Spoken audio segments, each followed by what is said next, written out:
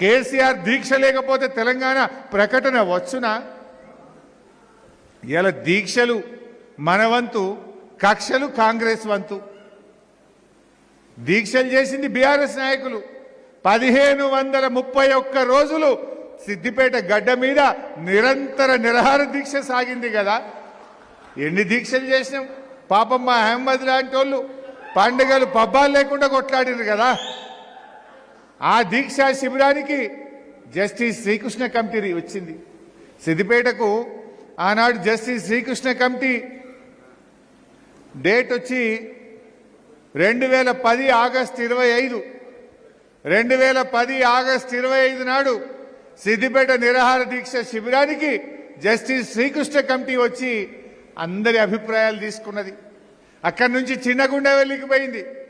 చిన్నగుండెవెల్లిలో మా శంకరక్క, మా చాలా మంది నాయకులు అద్భుతంగా ఎందుకు తెలంగాణ కావాలో బల్ల గుద్ది ఆనాడు జస్టిస్ శ్రీకృష్ణ కమిటీకి చెప్పిండ్రు మా చిన్నగుండెవెల్లి ప్రజలు.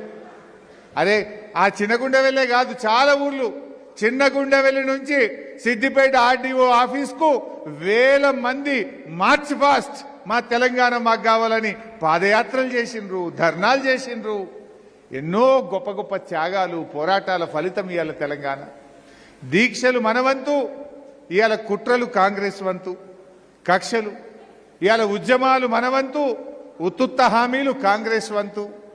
మిలియన్ మార్చ్ మన వంతు, మిలియన్ల కొద్ది డబ్బులు ఢిల్లీకి మూటలు కట్టుడు కాంగ్రెస్ వంతు అయిపోయింది. రేవంత్ రెడ్డి కూడా ఇలా మాట్లాడుతుండు. అయ్యా రేవంత్ రెడ్డి, అసలు తెలంగాణ ఉద్యమంలో నీ మీద ఒక్క కేసు ఉన్నదా? ఒక్క కేసు? మా మీద వందల కొద్ది కేసులున్నాయి. 370 కేసులున్నాయి నా మీద. నీ మీద ఒక్క కేసు ఉన్నదా? నువ్వు ఒక్కనాడన్న తెలంగాణ కోసం రాజీనామా చేసినావా రేవంత్ రెడ్డి? రైలు రోకో చేసినావా నీ ముఖానికి? నువ్వు కూడా ఇవాళ తెలంగాణ ఏదో అడ్డిమారి గుడ్డి దెబ్బలో ముఖ్యమంత్రి అయినావు. నువ్వు కూడా మాట్లాడతావు తెలంగాణ గురించి. ఆనాడు తెలంగాణ ఉద్యమకారుల మీద ఇదే కరీంనగర్కు పోతూ తుపాకీ పట్టుకొని బయలుదేరిన రైఫిల్ రెడ్డివి నువ్వు. తెలంగాణ ఉద్యమ చరిత్ర రాస్తే కేసీఆర్ త్యాగాల గురించి రాస్తారు, రేవంత్ రెడ్డి ద్రోహం గురించి రాయాల్సి వస్తుంది. నీదొక బ్లాక్ పేజ్. తెలంగాణ ఉద్యమ ద్రోహివి నువ్వు. మేమందరం రాజీనామాలు చేస్తే జిరాక్స్ కాగితాలు ఇచ్చి ముఖం చాటు వేసిన ద్రోహి రేవంత్ రెడ్డి. ఇవాళ ఆయనకు ఇవాళ తెలంగాణ ఉద్యమంకు ద్రోహం చేసిన ఆయన కోదండరామరెడ్డికి ముద్దయిపోయిండు. ఉద్యమాలు చేసిన మేము చేదైపోయినాం. ఉద్యమ ద్రోహి రేవంత్ రెడ్డి కోదండరాంకు ముద్దయిపోయిండు. ఏనడన్నా ఉద్యమం చేస్తేవా, జై తెలంగాణ అంటివా, అమరుల పాడెమోస్తీవా, రాజీనామా చేస్తేవా? ఏనాడు నువ్వు ఉద్యమంలో పాల్గొన్నావు? ఇలా ఇంకా బాధ కలుగుతా ఉంది నాకు నిజంగా. ఢిల్లీలో కేసీఆర్ గారేమో తెలంగాణ సాధించిండు. తెలంగాణ సాధించడమే కాదు, తెలంగాణ ఉద్యమం ఎందుకోసం జరిగింది? జయశంకర్ సార్ చెప్పేవాడు, నీళ్లు, నిధులు, నియామకాలు. తెలంగాణ పోరాటమే నీళ్ల కోసం, నిధుల కోసం, నియామకాల కోసం.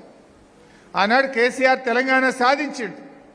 సాధించడమే కాదు, నియామకాల్లో పక్కా 95% ఉద్యోగాలు తెలంగాణ బిడ్డలకే దక్కేటట్టు రాష్ట్రపతి ఉత్తర్వులను సవరింపజేసిండు కేసీఆర్.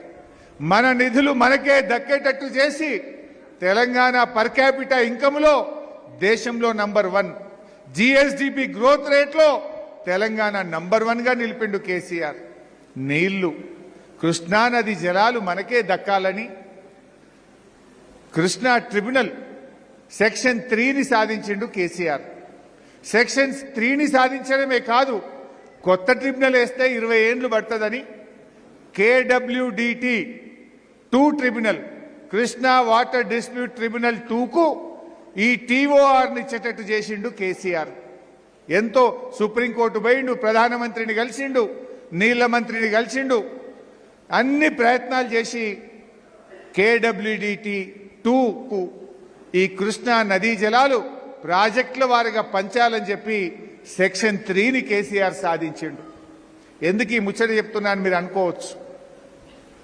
గత 3 రోజుల నుంచి ఢిల్లీలో ఆంధ్రప్రదేశ్ ప్రభుత్వం ట్రిబ్యునల్ ముందు వాదనలు వినిపిస్తుంది. ఆ కృష్ణా నదిలో నీళ్ల